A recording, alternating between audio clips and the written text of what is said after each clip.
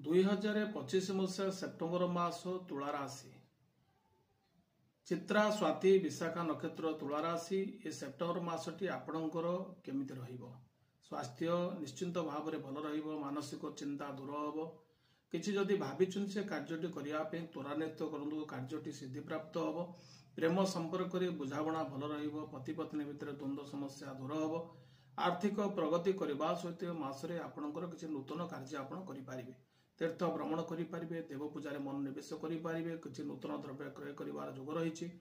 बंधु प्राप्ति सहित सम्मान सहित समस्त कार्य संपन्न करें। एवं किसी जदि आपणकर अधूरा कार्य था ताकू पूर्ण करें। विद्यार्थी माने कृतकार्य होगा सहित कर्मजीवी महिला से सम्मान सहित समस्त कार्य करी से सफलता प्राप्ति पाई पारिबे। एवं अनेक कार्य आपणकर जो बाकी पड़ता से कार्यटी आप पूर्ण मात्रा रे करि पारिबे। मासटी भल रहिबो। शिवंकर गायत्री मंत्र पाठ करंतु। पंचाक्षर मंत्र पाठ करंतु। गोमाता को प्रत्येक खाइबा को दियंतु। प्रतिकार स्वरूप ये बहुत मंगलदायक।